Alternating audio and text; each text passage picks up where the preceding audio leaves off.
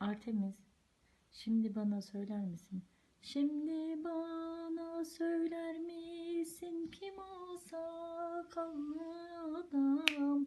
Ne buldun onu da söyle, ne var bende olmayan?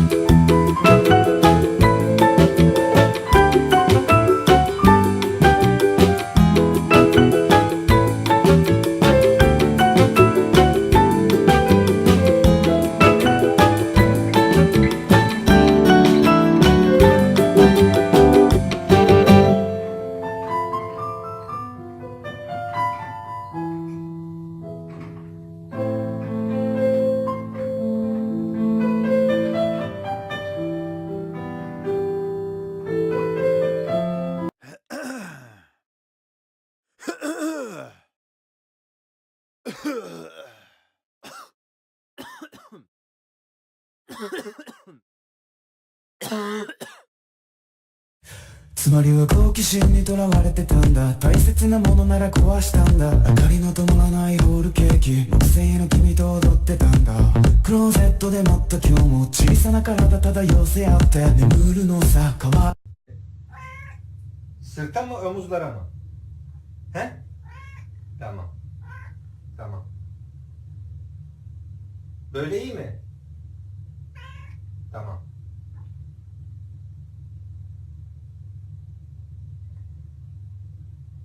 Yoruldun mu?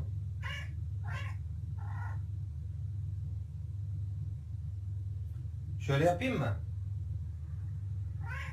Tamam. He? Tamam. Şuraya mı? Burası mı ağrıyor? Şurası mı burası mı? Burası mı? Tamam. He? Kafaya da mı?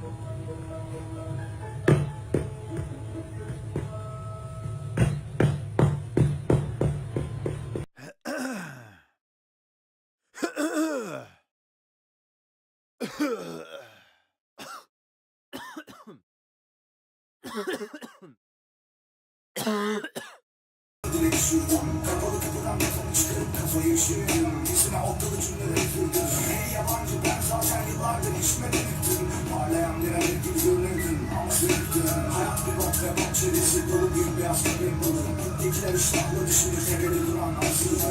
Rüyalarımın ömrü yerde uyudum ve yine bot baktım. İlk yırttım ben baktım ah taktım bari baktım. Kulaklarım kanayana kadar yapmak istediğim işte bu rap. Benimle ol hep. Ölmek güzel olan dünyada bir bölümde yaşar mahlası kafkes. Duaların mesfası anası ellerde. Öteki gün üzerine koca ayaklar bindi. Nefsim içine sindi. Kirpiklerim titremekte korkularımdan. Düşersem yanarım o kadar içime sinir. Kendi çektirsem kalmaz başım. Ya benim burada canlı aşığım. Hiç çekmekten düşünmekten ağrı saçım.